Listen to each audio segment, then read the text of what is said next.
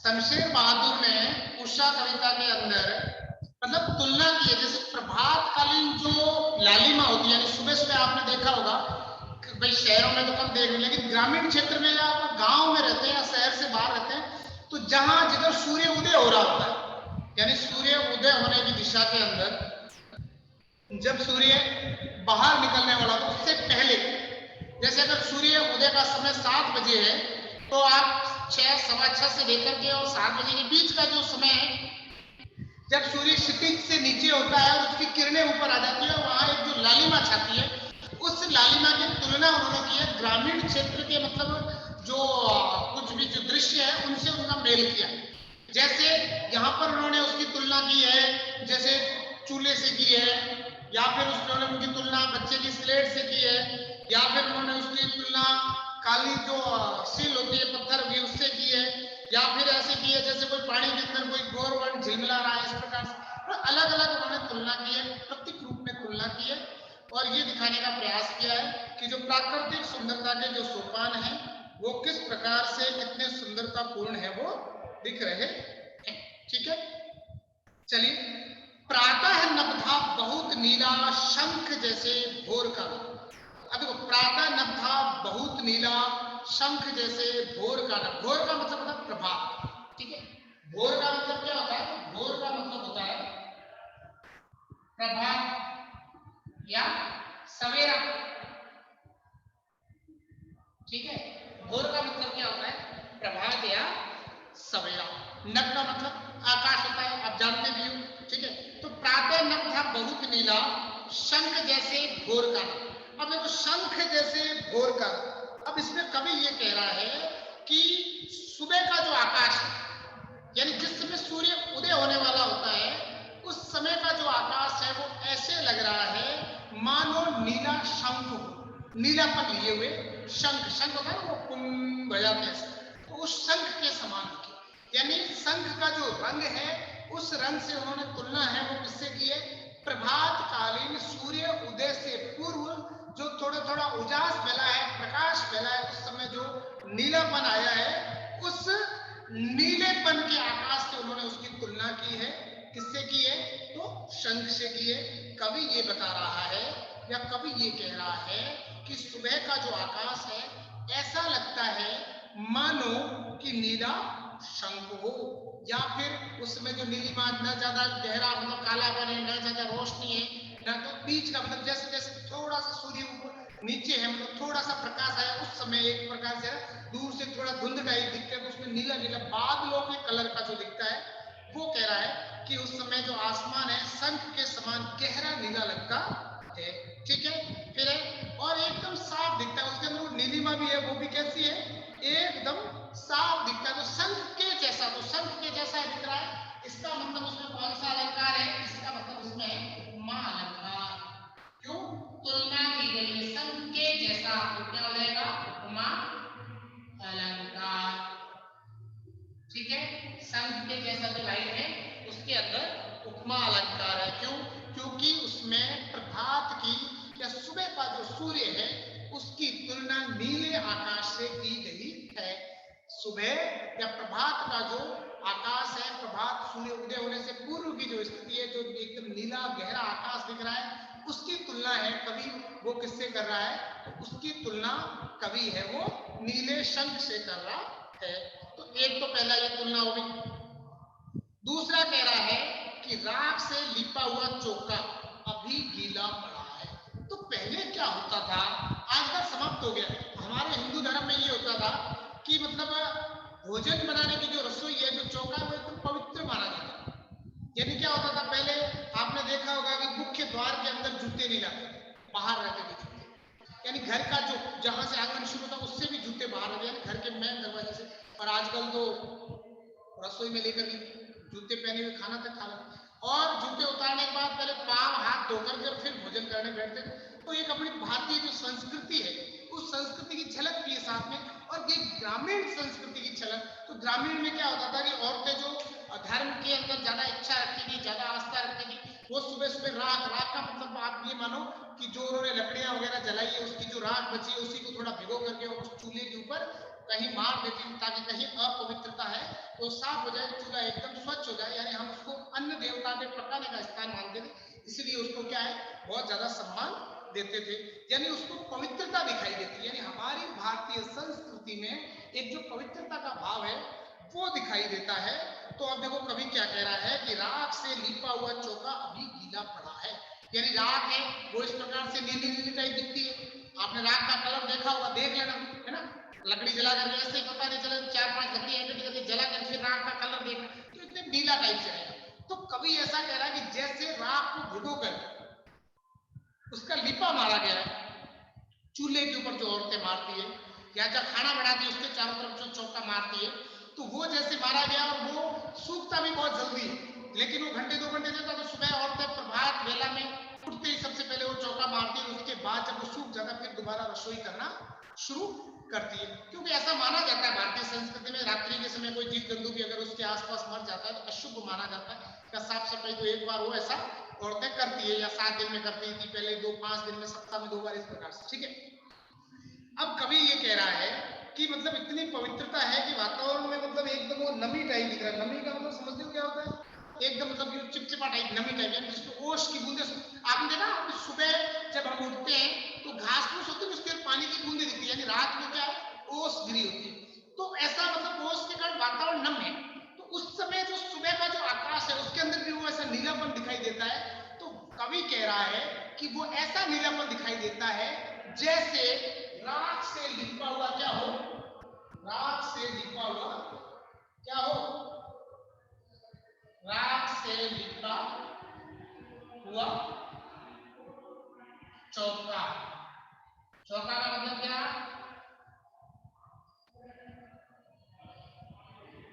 रसोई स्थान, यानी जहां पर औरतें क्या करती है रसोई करती है, ऐसा जो स्थान है वो इस प्रकार से या इतना अच्छे से दिख रहा होता है, ठीक है। तो उस चूल्हे की जो तुलना है तो चूल्हे के समान, तो फिर यहाँ वापस क्या हो जाएगा उपमा अलंकार हो जाएगा, ठीक है। कौन सा अलंकार हो जाएगा वापस, उपमा अलंकार हो जाएगा। तो सुबह सुबह का वो मेरा उस नमी के कारण उस नीलापन लिए हुए उसके कारण कभी ऐसा कह रहा है कि सुबह सुबह का आकाश ऐसे लग रहा है मानो राख से लिपा हुआ चौका हो, या चौका नमी के कारण गीला लगता है।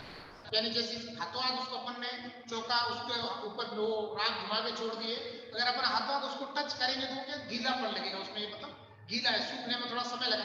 तो कभी भी कह रहा है कि प्रभातकालीन जो सूर्य है वो भी ऐसे लग रहा है कि जैसे अभी अभी राख से उस चौक को उस चूल्हे को अभी अभी क्या गया लिपा गया है, और सुबह का जो प्रभातकालीन जो दृश्य है, सुबह का जो प्रभातकालीन सवेरे का जो दृश्य है वो दृश्य भी किसके समान दिख रहा है, राख से लिपे हुए चौका या चौके के समान दिख रहा है, और जिसमें क्या है नमी है या फिर जो क्या है थोड़ा सा अभी भी क्या है गीला है। कैसा है गीला, गीला का मतलब भीगा हुआ टाइप का प्रतीत होता है, ठीक है। आगे कवि कह रहा है कि बहुत काली सिल से जरा लाल केसर की जैसे धुल गई हो, ठीक है। बहुत काली सिल से, यानी इसमें ध्यान रखना चित्रण किसका है, सहज शब्दों में ग्रामीण क्षेत्र, ये सारा राख से लिखा हुआ ऐसा दृश्य कहां मिलता है, तो ग्रामीण क्षेत्र में मिलता है। तो मैंने आपको पहले ही बताया कि ग्रामीण परिवेश का चित्रण है, किसका है, ग्रामीण परिवेश का चित्रण किया है कवि शमशेर बहादुर ने, ठीक है। कहाँ का चित्रण किया है, तो ग्रामीण परिवेश का है वो चित्रण किया है। यानी प्रातः काल की तुलना किससे की गई है, तो शंख और गीले चौके से की गई है। शंख की नीलिमा से की गई है, गीला चौका जैसे गीला होता है, जो रसोई का चौका होता है राख से लिपा हुआ जो गीला होता है उस चौके से की गई है। अब यानी पवित्रता के कारण वो कह रहा है कि प्रातःकालीन अपन मानते हैं ना सूर्य प्रातः पवित्र होता है, तो बहुत सारे लोगों ने आपने देखा होगा एक लोटा जल लेकर के और सूर्य को अर्पण करते हैं, उसकी पवित्रता। तो इस प्रकार से उसकी पवित्रता का चित्रण नए नए प्रतीकों के माध्यम से यहाँ पर कवि है वो कर रहा है।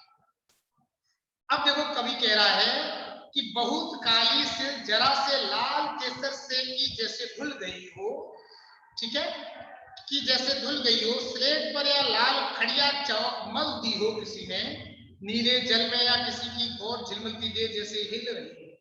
चलो, बहुत काली सिल जरा से लाल केसर से कि जैसे धुल गई हो, स्लेट पर या लाल खड़िया चौक मलती हो किसी। अब देखो दूसरी तुलना कीजिए, क्या कह रहा है? सिल। सिल का मतलब समझते हो कि एक प्रकार का पत्थर होता है, ठीक है? क्या होता है? एक प्रकार का पत्थर होता है। आजकल तो क्या है, मसाला पीसने के लिए क्या है, और मिक्सी आ गई यार, ये ऐसा पत्थर होता था पहले। ये इस प्रकार से मैं आपको बता देता हूँ।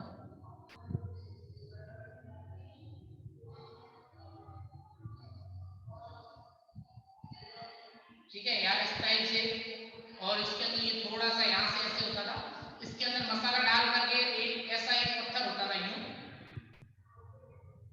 ये ऐसे। तो इस हिस्से को यहाँ से क्या किया जाता है, इस हिस्से से उस मसाले को क्या किया जाता है, पीसा जाता है, यानी उस मसाले को रगड़ा जाता है। जैसे मिर्ची है, धनिया है, उनको उसके अंदर अपन कहते हैं बांटना है, यानी उसको रगड़ करके और उनको मतलब मासूम किया जाता है, वो मतलब बहुत महीन किया जाता है, उनको रगड़ा जाता है, पीसा जाता है, वो जो काम होता है। तो बहुत काली सिल जरा से लाल केसर से जैसे धुल गई हो। तो सिल का मतलब क्या हो जाएगा? पत्थर एक प्रकार का जिसमें मसाला या जिसके ऊपर मसाला है वो क्या किया जाता है, बनाया जाता है, या पीसने के लिए बनाया गया पत्थर। केसर, केसर क्या होता है? एक विशेष प्रकार का फूल होता है। केसर क्या बात मालूम? केसर, केसर क्या है ना? केसर, केसर एक प्रकार का क्या है, फूल। अब जैसे लगता है जिससे इस केसर को इसके अंदर लेकर के क्या किया गया हो, पीसा गया। केसर तो पीस नहीं, लेकिन केसर का जो रंग है वो रंग इसके अंदर कहीं कहीं इधर उधर लग गया, और जैसे इसके अंदर पानी की बूंद गिराए तो वो कलर पूरा फैल जाता है, यानी थोड़ी सी, इसका मतलब क्या कि थोड़ी सी लालिमा, क्या लिए हुए, लालिमा। यानी पहले आकाश के अंदर क्या था, नीलापन था, क्या था, नीलापन। अब जैसे थोड़ा समय बीता, सूर्य पहले तो यहाँ था, अब वो यहाँ आया है, जैसे ऊपर क्षितिज के नजदीक आ रहा है, अब उसकी जो किरणें हैं ऊपर की तरफ निकली है, इस कारण से आकाश से प्रभात का वो कैसा हो गया, लालिमा युक्त हो गया, यानी उसमें अब लाली आ गई, अब थोड़ा लाल लाल टाइप से इस प्रकार से हो गया है। अब कह रहा है कि बहुत काली सिल जरा से लाल केसर की जैसे धुल गई हो, मतलब प्रातः काल का वर्णन करते हुए कवि ये कह रहा है कि धीरे धीरे जैसे जैसे सूर्य ऊपर उठ रहा है, वैसे वैसे प्रभात कालीन जो लालिमा है वो और भी सुंदर लग रही है। प्रभात कालीन जो आकाश है उसकी जो लालिमा है वो और भी बढ़िया लग रही है। अब वो आगे कह रहा है कि धीरे धीरे उसकी किरणें बाहर आ रही है, तो वो चारों तरफ लालिमा फैल रही है। तब कवि कह रहा है कि जो पहले काली सिल थी, यानी काला पत्थर था, उसके ऊपर कोई केसर किसी ने बांटा, उसके ऊपर पानी डालते हैं, वो केसर पूरा का पूरा उसके अंदर कैसे फैलता है, वैसे ही लग रहा है जैसे सूर्य थोड़ा सा ऊपर आया, उस क्षितिज से सूर्य ने थोड़े सी ऊपर किरणें लेके आया, तो उसकी किरणें चारों तरफ फैल गई। तो ऊपर जैसे ही चारों तरफ किरणें फैलती है तो चारों तरफ लालिमा या रक्तिमा जैसा आभास होने लग जाता है। सर आपकी आवाज ब्रेक डाउन हो रही है। मैं ऐसे कह रहा था कि जैसे जैसे क्षितिज से सूर्य ऊपर आता है, आप ये मान के चलो कि ये क्षितिज है, पहले जब सूर्य यहाँ था तब यहाँ नीलापन था, ठीक है?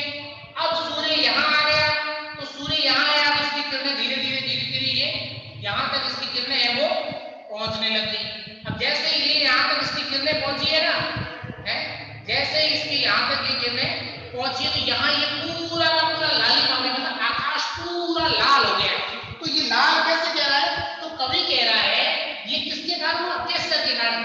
क्योंकि जो पहले एक बहुत बड़ा सिलबट्टा था, सिल थी, है, इस मसाले ये एकदम काली थी, इसके ऊपर हमने केसर का फूल है उसको क्या किया, पीसा, और फिर कुछ बचा, जैसे ही जैसे पानी की बूंद इसके ऊपर गिरती है तो ये केसर की जो लालिमा जैसे पूरे पत्थर पे फैलती है, वैसे के वैसे पूरे सुबह के समय का, जो सवेरे के समय का पूर्व का जो आकाश है, इस आकाश पूरे में सुबह की जो प्रभात कालीन वेला है उस वेला के अंदर लालिमा है वो फैल चुकी है, ठीक है?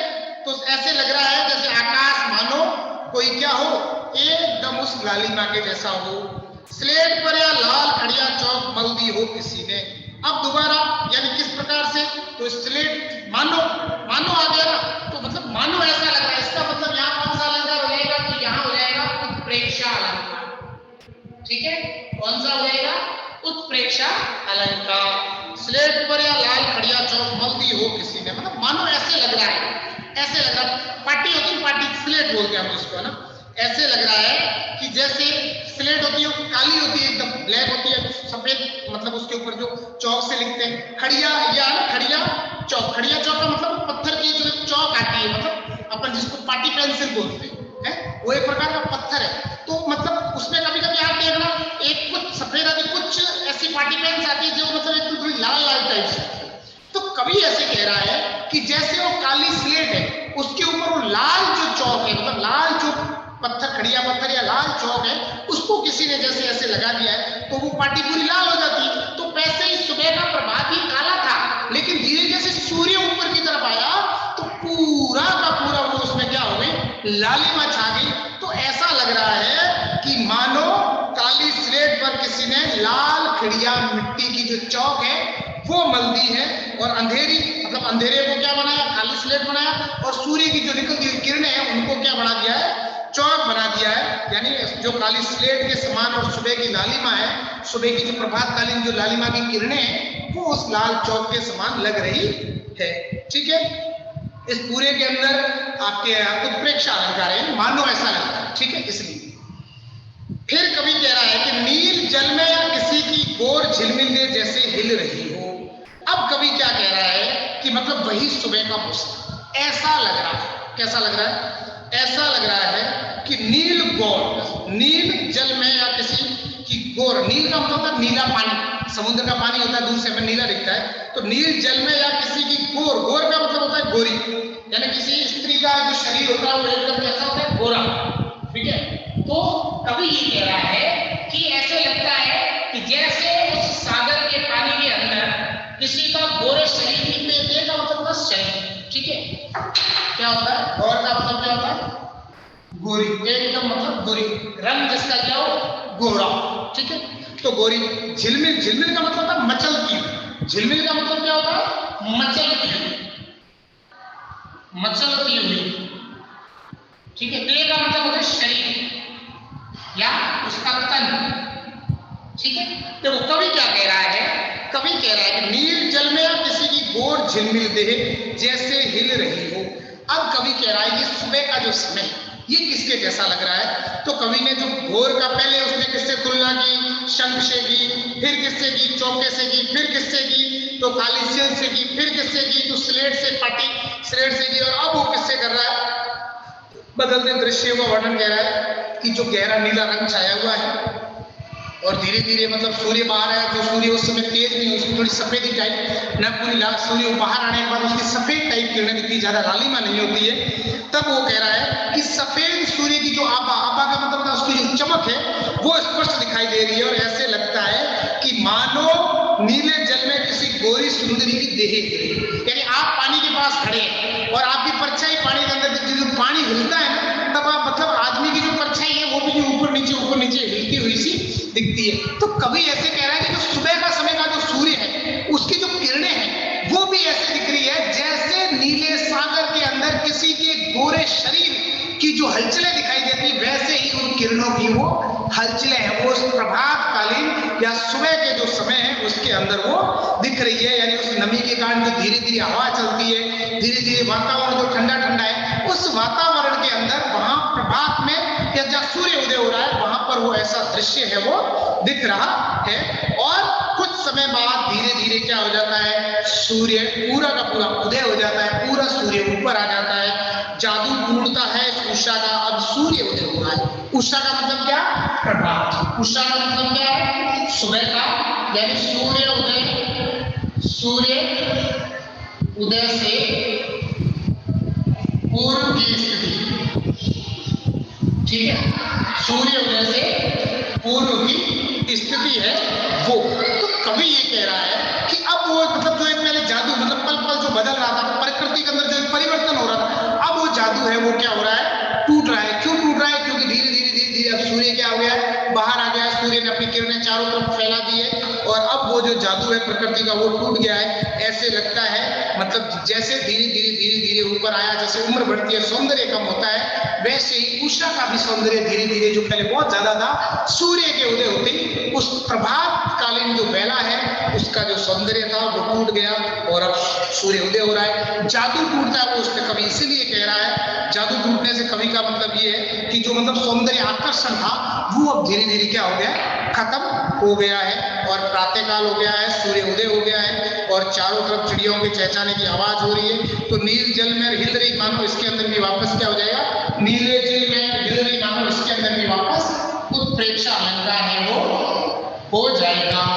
ठीक है, क्यों? क्योंकि संभावना व्यक्त की गई है कि जैसे मानो ऐसा लग रहा है नीले जल में उसका शरीर का हिल रहा है, या फिर ऐसे लगे मानो ऐसा लग रहा है कि जैसे नीला जल है तो आकाश को नीले जल की संज्ञा और सूर्य की किरणों को नीली उसके अंदर गोरी परछाई की संज्ञा दी गई, यानी माना गया है, मानो ऐसा लग रहा है। इस कारण से उसका कौन सा हो जाएगा, तो उत्प्रेक्षा अलंकार हो जाएगा। एकदम हिंदी की खड़ी बोली के सरल सहज शब्दों के अंदर ये कविता थी, बहुत ही प्यारी कविता है। ठीक है, इस प्रकार से जो उषा का अद्भुत सौंदर्य और उस प्रातः काल का बाकी जितना भी मतलब हमारी प्रकृति है, ग्रामीण परिवेश है, हमारे ग्रामीण जो क्षेत्र है उससे जो एक प्रकार से तुलना की गई है वो अपने आप में श्रेष्ठ है। ठीक है, अब इस कविता में से अगर कुछ समझ में